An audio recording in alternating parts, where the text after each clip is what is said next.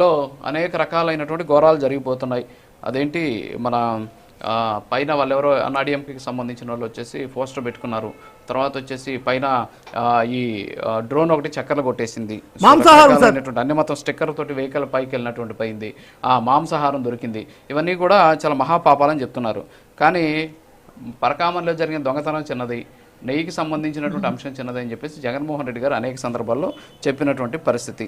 చంద్రబాబు నాయుడు, పవన్ కళ్యాణ్ ఈరోజు తిరుమల తిరుపతి దేవస్థానం ప్రాశస్త్యాన్ని దెబ్బతీస్తున్నారు అనేది చిందేపల్లి మధుసూదన్ రెడ్డి గారి వాదన. మీరేమంటారు మేడం? రాజు గారు, మీకు అలానే ప్యానెల్లో ఉన్న సభ్యులందరికీ ముందుగా నా నమస్కారాలండి. ఇందాక వైసీపీ అధికార ప్రతినిధి ఆయన మాట్లాడుతూ చాలా మాటలు మాట్లాడారు. అయితే ఏంటంటే, ముందుగా అఖిలాండ కోటి బ్రహ్మాండ నాయకుడు వెంకటేశ్వర స్వామి అంటే ప్రపంచవ్యాప్తంగా ప్రసిద్ధి చెందిన దేవాలయాల్లో రెండోదండి, ప్రపంచవ్యాప్తంగా. కానీ జగన్మోహన్ రెడ్డి ప్రభుత్వ అధికారంలోకి వచ్చాక తిరుపతిని ఒక వ్యాపార కేంద్రంగా మార్చేశారు. పుణ్యక్షేత్రాన్ని కాస్త ఒక వ్యాపార కేంద్రంగా మార్చేసిన మరక వైసీపీ గవర్నమెంట్ ఉంది.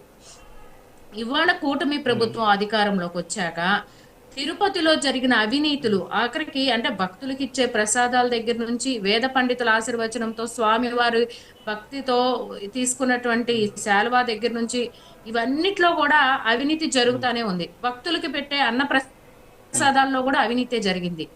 మనం పరకామణి గురించి మాట్లాడుతున్నాం. లడ్డూలు నాణ్యత లేదు అంటే 68 లక్షల కిలోల కల్తీ నెయ్యి వాడి చుక్క పాలు కూడా, లీటర్ పాలు కూడా ఎక్కడా కొనకుండా 68 లక్షల రూపాయలు, 68 లక్షల కిలోల కల్తీ నెయ్యితో 20,000 లడ్లు తయారీ చేసి భక్తులకి ఇచ్చారు. వీటి గురించి మాట్లాడుకోవాలి.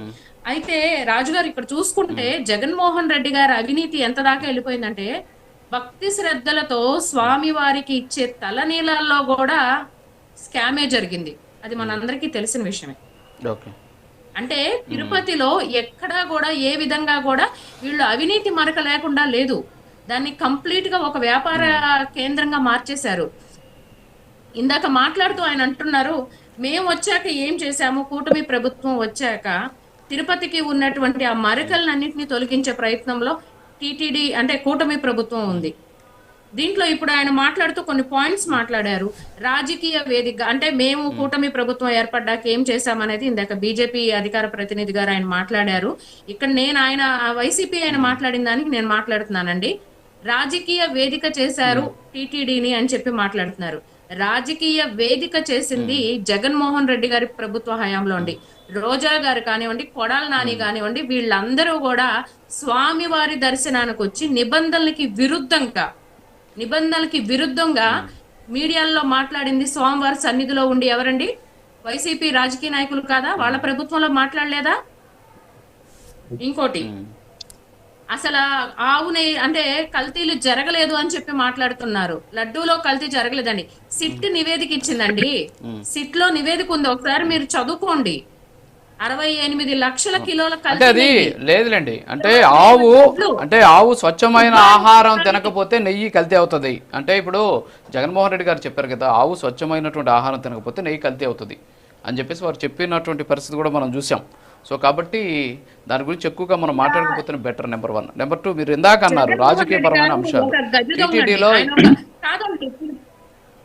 తిరుపతి క్షేత్రాన్ని ఆలీబాబా 40 దొంగల్లాగా అయిపోయింది సార్. ఈ రోజు టీటీడీలో జరుగుతున్నటువంటి అక్రమాలు, అన్యాయాల గురించి మాట్లాడండి సార్.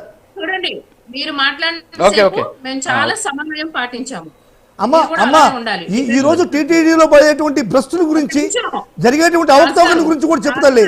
ఒక్క నిమిషం సార్, ఒక్క నిమిషం ఇవ్వనండి, మీరు మాట్లాడండి మేడం. అలానే పరకామణి కాదండి, యథా రాజా తదా ప్రజ అన్నట్టు జగన్మోహన్ రెడ్డి గారు వైసీపీ పార్టీ అధ్యక్షుడు కాబట్టి ఆయనకి పరకామణి కేసు చిన్న కేసు. అసలు ఆయనకి వెంకటేశ్వర స్వామి పేరు పలకటం కూడా ఇష్టం లేదు. అదేదో ఆలయం అంట. ఈయన మాజీ ముఖ్యమంత్రి. నిజంగా మేము చేసుకున్న దౌర్భాగ్యం ఇట్లాంటి వ్యక్తుల్ని ముఖ్యమంత్రులుగా ఎంచుకుంటాం అనేది.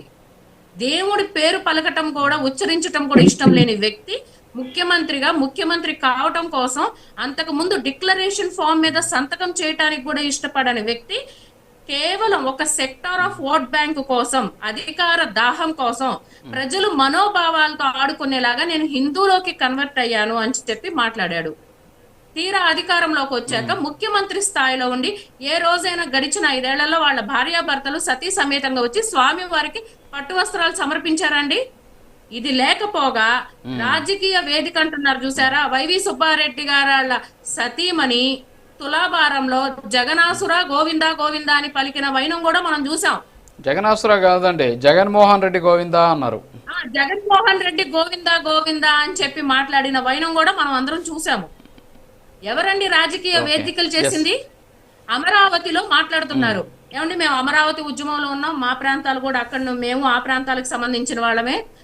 స్టేట్ బైఫర్కేషన్ జరిగినప్పుడు అప్పటి ముఖ్యమంత్రి నారా చంద్రబాబు నాయుడు గారి ప్రభుత్వ హయాంలో రైతులు ఇచ్చిన పొలాల్లో స్టేట్ డెవలప్మెంట్ కి ఏదైతే ఇచ్చారో దానిలో 25 ఎకరాలు టీటీడీ డెవలప్మెంట్ కింద, స్వామివారి దేవస్థానం డెవలప్మెంట్ కింద కేటాయిస్తే జగన్మోహన్ రెడ్డి అధికారంలోకి వచ్చాక ఆ పనులు, ఆ నిర్మాణాన్ని ఆపేస్తే మేమందరం, రైతులందరం కూడా స్వామివారి విగ్రహానికి ప్రాణ ప్రతిష్ఠ చెయ్యాలి అని చెప్పి మేము నిరసనలు చేశామండి.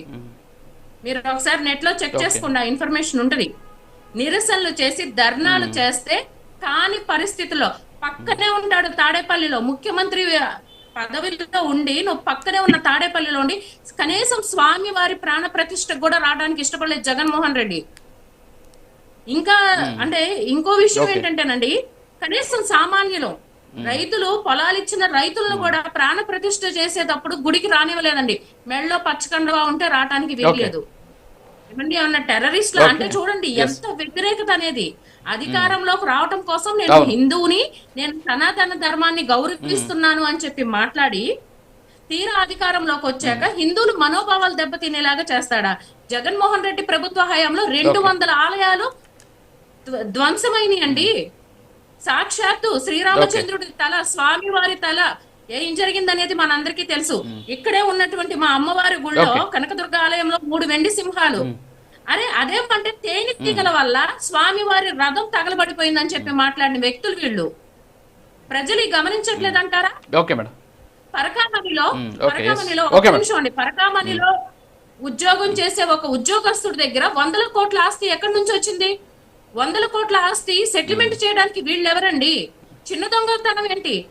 స్వామి వారికి ఎంతో పవిత్రంగా ముడుపు కట్టి తీసుకొస్తారు భక్తులు ఆదాయాన్ని. అమ్మా ఈ దొంగతనం జరిగింది 20-25 సంవత్సరాలుగా జరుగుతోంది. చంద్రబాబు నాయుడు గారు ముఖ్యమంత్రిగా 3 సార్లు ప్రమాణ స్వీకారం చేసినప్పుడు కూడా ఈ దొంగతనం జరిగింది, పట్టుకోలేదు. ఈ దొంగతనం ఏ విధంగా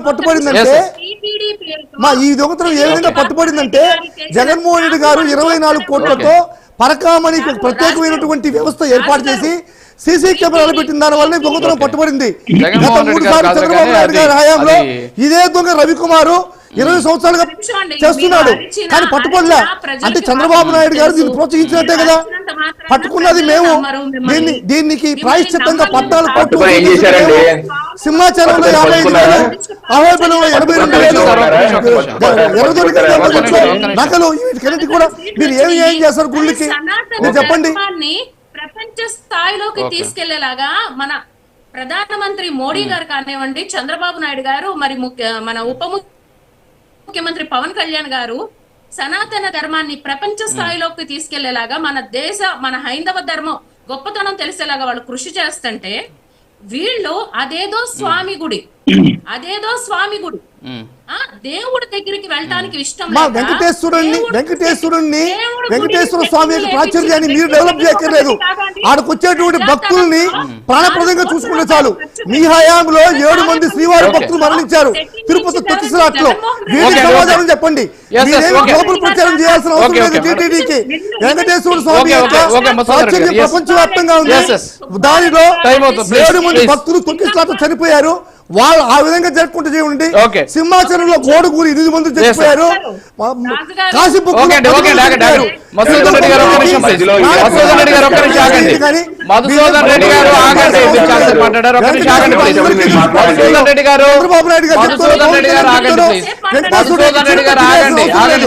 భక్తులకి ప్రాణాలకి సంరక్షణ కల్పించారు. ఒక నిమిషం ఆగండి. ఎస్, ఒక్క నిమిషం ఆగండి మేడం, ఒక్క నిమిషం మళ్ళీ వస్తాం మీ దగ్గరికి. మధుబాబు గారు గుడ్ మార్నింగ్. చెవిరెడ్డి భాస్కర్ రెడ్డి గారు ఒక అద్భుతమైనటువంటి ఆలయాన్ని నిర్మించారు.